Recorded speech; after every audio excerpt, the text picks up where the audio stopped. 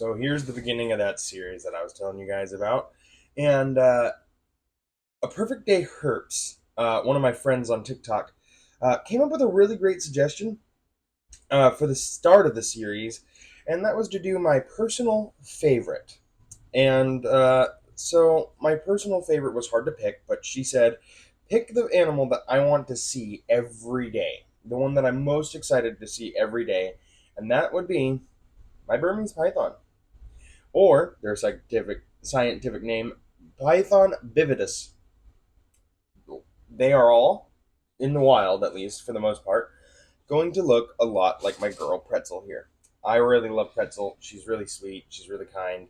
Um, so the Burmese python, they are incredible. The Burmese python just has so much fascinating knowledge around it, and it's just such a sweet, gentle giant. I can't wait to do this with you guys.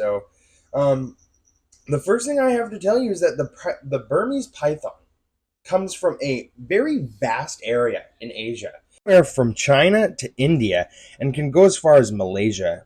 They love places like rainforests, swamps, and marshes, so you can really tell they love being near water. Much like an anaconda, they actually do swim sometimes, but unlike anacondas, will spend the majority of their life on land.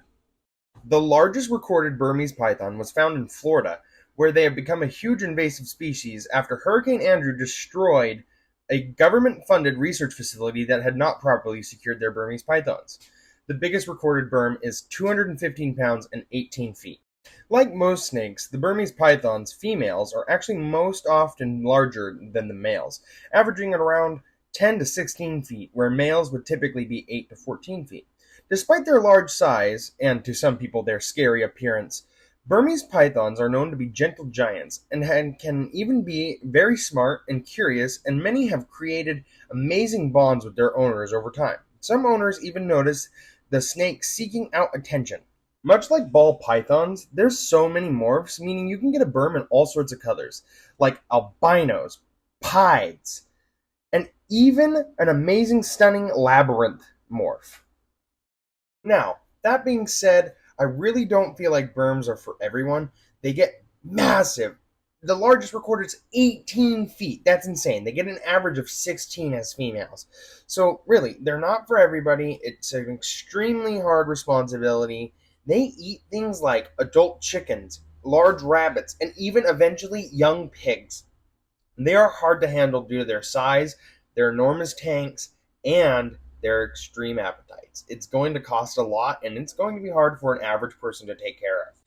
So, most snakes, like burms, have a very large stigma and, unwarranted fear around them.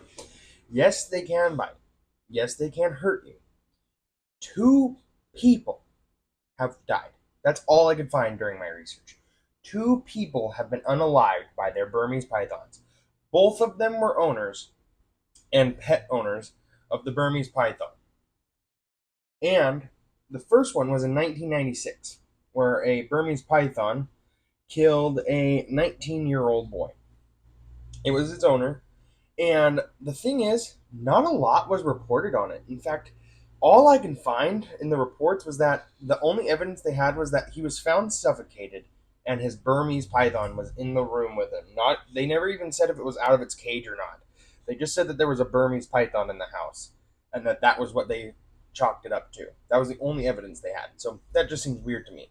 The other one was in 2018, an 8-foot Burmese python reportedly strangled its owner, and he was reported as a responsible owner. However, all of the pictures I've seen of the Burmese python's enclosure and his facility shows that that burm was in an extremely small enclosure with no cover, nowhere to hide, no proper heating, and it looked extremely malnourished. So that makes me think that that snake was in a crap situation and was in a constant state of survival of the fittest and was constantly trying to fight for its own survival.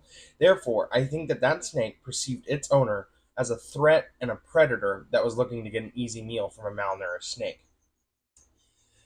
On average, the Burmese pythons live about 20 years, and they form amazing, amazing bonds with their owner. In fact, this girl, I've only had her for a few months, and she's already getting really good with me. She knows I bring her food. She likes climbing on me once she gets out of the tank. It's getting her out of the tank is a struggle, but once she's out of the tank, she absolutely loves being handled. In the wild, though, due to their large size, there's almost nothing that predates on these little suckers. Um, in fact, as adults, due to their large size, much like retics, the only thing that preys on them is tigers and king cobras for the most part.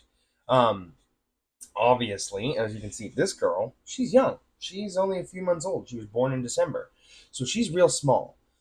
The Burmese python will typically stay under 8 feet for its first year of life, meaning that there's actually quite a few things that will predate on it when they're younger. This is its most vulnerable time in that first year. And that's when you're going to see the most losses of clutch mates in the wild, is during their first year when they're under 8 feet. Typically, around 1 year, they're either going to be 8 to 10 feet. She's growing really fast, so I'm hoping she'll be up towards the 10 feet. Oh, also, lots of people don't want the burms around. However, they really, really like eating things like rabbits, mice, large mammals, or large like rodents, and they can really save crops. Like really, really crazy how important they are to their ecosystem. The Burmese python is in the top 5 largest snake species.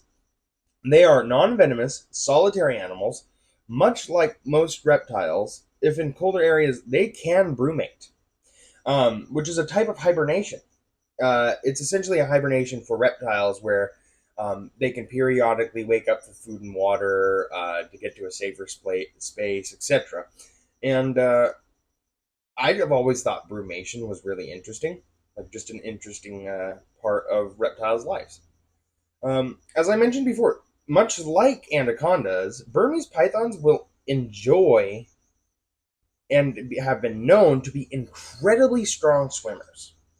Um, they can even hold their breath for 30 minutes. I bet you can't do that. I certainly can. But isn't that just incredible? Like that's a lot like an anaconda. The constricting power of the Burmese python is utterly awe-inspiring. They are ambush predators laying in a cozy place and waiting for an unlucky animal big enough to be a meal but small enough to fit in their mouth to come by, and then they strike out and grab their prey and then constrict it with extreme force, exerting up to 6 pounds per square inch. They even have been recorded to have a squeeze of 6.23 psi. I find that incredible. Much like all Burmese pythons have a scarily good digestive system.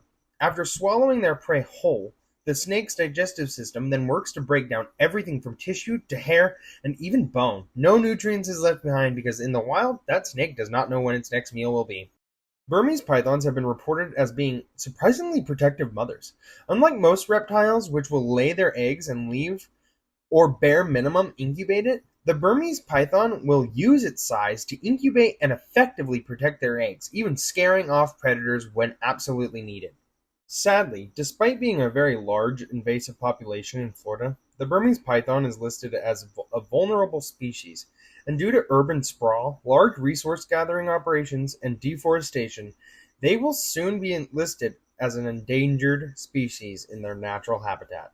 So, in short, I think that the Burmese pythons are absolutely wonderful and absolutely beautiful gentle giants.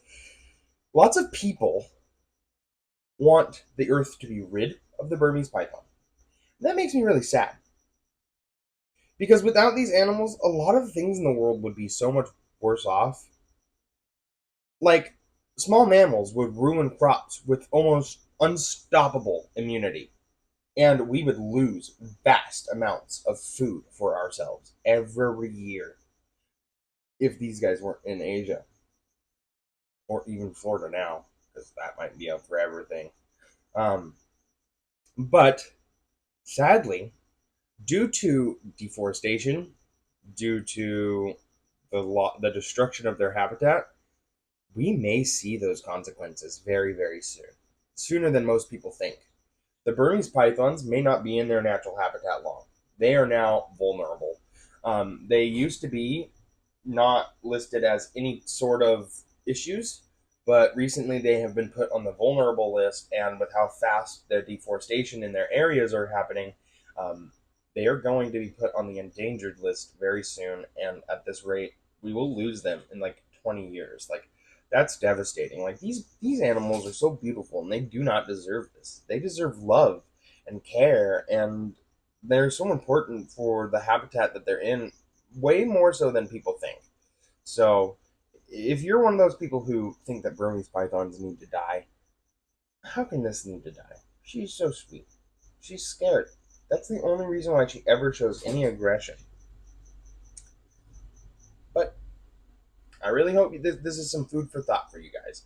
And I hope that this helped learn and teach you. Well, that's the end of the first episode of this series, and I'm really hoping it's going to go on because this was really fun. I hope you guys enjoyed it because I certainly did. This is, like I said, only the start of hopefully a very long and very awesome series for us all. I'm so happy to be able to educate you guys on stuff that not only am I extremely passionate on, but that you guys want to learn. So please follow, like, and share this. Go ahead and please comment on what my next educational video should be. I would love to hear what you guys want to learn about. But anyway, I'm Rep Friends, your favorite herpetologist. Hope to see you guys next time. Feel free to ask questions in the comments because I love answering questions about burms.